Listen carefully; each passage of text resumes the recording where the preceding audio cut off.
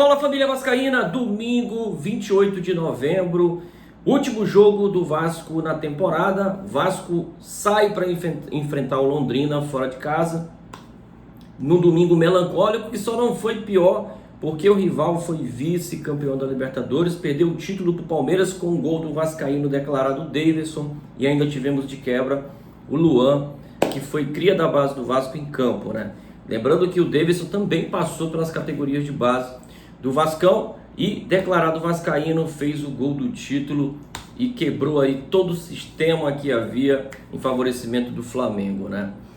Uma temporada que não é melancólica só para o Vasco, né? Claro que são cenários diferentes, prejuízo financeiro nosso é absurdamente maior e a esperança do torcedor vascaíno também é menor de ver dias melhores com essa gestão. Mas a temporada 2020 do Flamengo, tirando ali o título carioca, foi de eliminações e mais eliminações e frustrações para os torcedores rivais, né? Eu não tenho nada a ver com isso, estou aqui zoando também, porque já fui muito zoado e espero que assim respeitem, porque o futebol tem dessas coisas, o futebol é assim, um dia você zoa, outro dia você é zoado, mas os nossos dias estão realmente sendo os dos vascaínos de muita zoação de todos os torcedores dos clubes brasileiros, né? Todo mundo tira uma lasquinha do Vasco. Para piorar, a gente vê o time do Vasco indo a campo com uma situação que a gente não imaginava, né? Cumprindo tabela contra o Londrina, que luta ainda na última rodada para não ser rebaixado para a Série C. Com 41 pontos, o time disputa ali o rebaixamento contra o Remo, que é o 16º colocado, com 42, e o Londrina precisa vencer o Vasco e torcer por um tropeço do Remo, que não pode vencer na rodada, e aí sim o Londrina passaria o Remo e o Remo cairia para a Série C, né? Então o Londrina tem chances no campeonato, né? E o Vasco só vai cumprir tabela. Desde a rodada contra o Botafogo, no dia 7 de novembro, que o Vasco ali, goleado dentro de casa, já poderia ter começado a fazer uma reformulação, né? O Vasco foi goleado pelo Botafogo, ali acabaram as chances do Vasco de buscar o acesso, e ali o Vasco já poderia ter despachado todo mundo, ter dispensado os atletas que não serviam, ter dispensado o diretor de futebol, ter dispensado o departamento técnico por inteiro. Não. E agora a gente, no final de 2021, vê o Cruzeiro sair à frente do Vasco no planejamento do ano que vem. Já tem um diretor de futebol definido, Alexandre Matos, e já se reforçou na questão da comissão técnica quando renovou com o Vanderlei Luxemburgo, já está renovado. E agora o Luxemburgo já começa a trabalhar o planejamento do ano que vem do Cruzeiro, com a contratação do Maicon, né? Maicon, que já jogou no São Paulo, fez uma temporada excelente lá no Tricolor Paulista, e agora vem reforçar o time do Cruzeiro, que vai contar ainda com outras peças que querem ficar, Ariel Cabral, Wellington Nem, algumas peças que talvez sejam importantes no ano da Raposa, né? Já o Vasco não.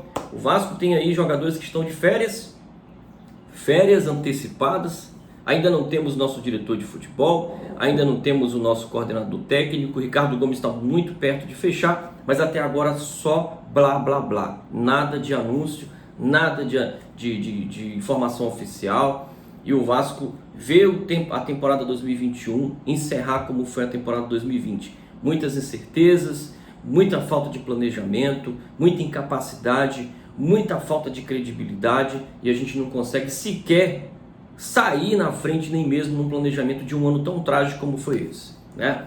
Falando sobre o jogo, o Vasco vai com algumas alterações, né? O Vasco, como eu falei, já tem jogadores de férias, Andrei não fica, Léo Jabá já não fica,